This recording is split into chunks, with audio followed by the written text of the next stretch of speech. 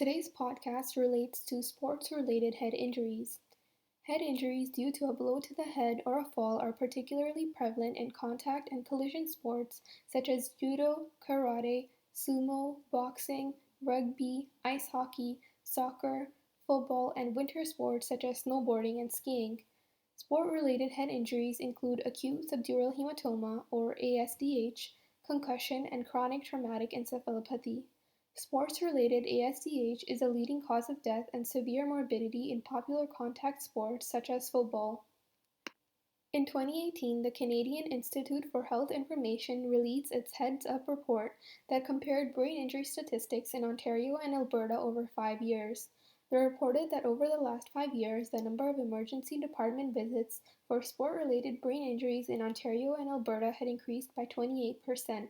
The increase had been highest in the youngest age group, 0 to 9-year-olds. The report estimated that there were 17,000 sport-related brain injury visits to the emergency department between 2016 to 2017. Majority of those injuries were concussion-related, more in males than females, and that the highest proportion of injuries was among 10 to 14-year-olds. They reported that the number for hockey-related brain injury was almost double than those for each of cycling, football, rugby, skiing, and snowboarding.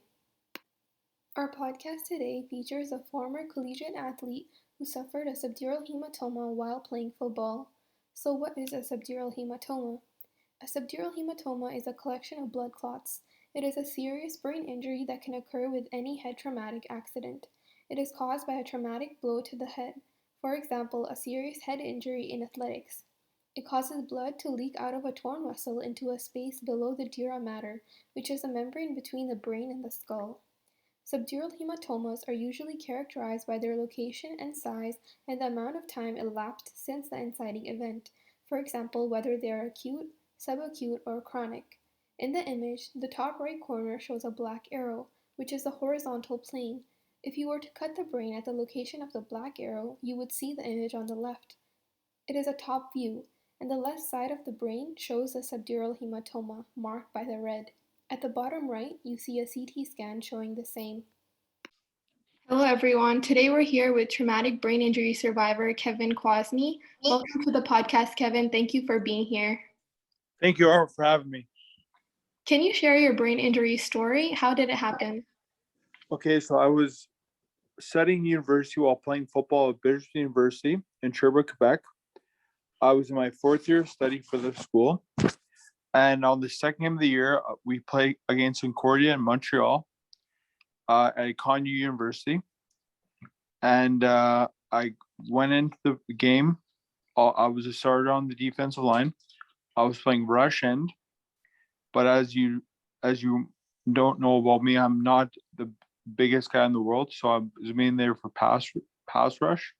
And I had a good brain on the football field because I was very smart and attuned with the offense lineman and my suggestions. So I started off, they were running power on the play because I'm an undersized defense lineman, as I already previously stated. So they were getting traction on the play, but the problem was the fullback was hitting underneath my chin and pushing my head back as far as I could go in my head. So my brain was getting very sore. That happened from the very first play, and that continued all up in the first quarter.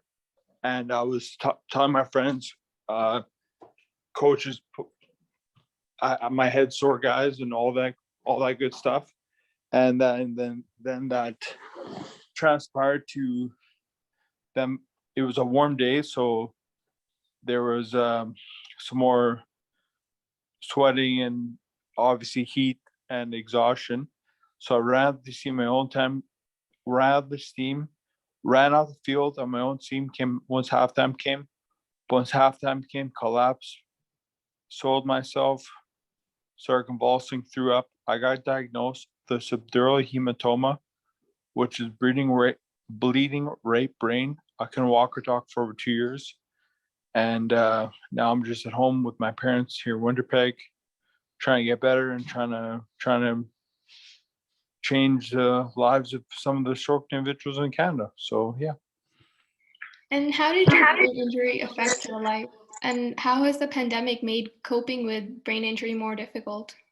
It has because I was a couple years ago actually. I was at a crossroads because I was wondering what am I going to do with my life.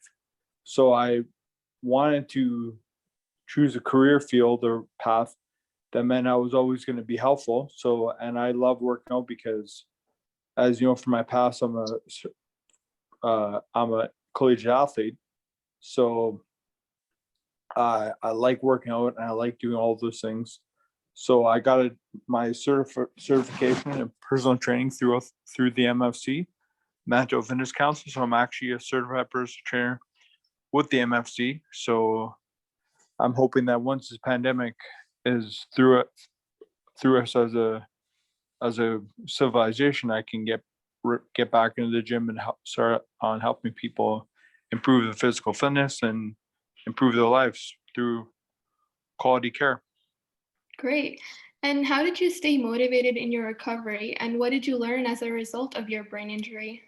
Um, I guess I I I guess I came from such a high point because don't forget I was in my fourth year of study in university, and I was talking to Calgary Stampeders were getting drafted as a free agent after my draft, and as a free agent selection after my fourth year.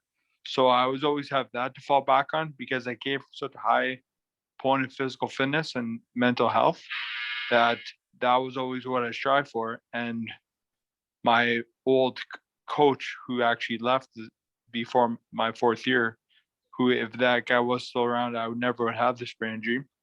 Leroy Blue said to me, "Always get up, never give up."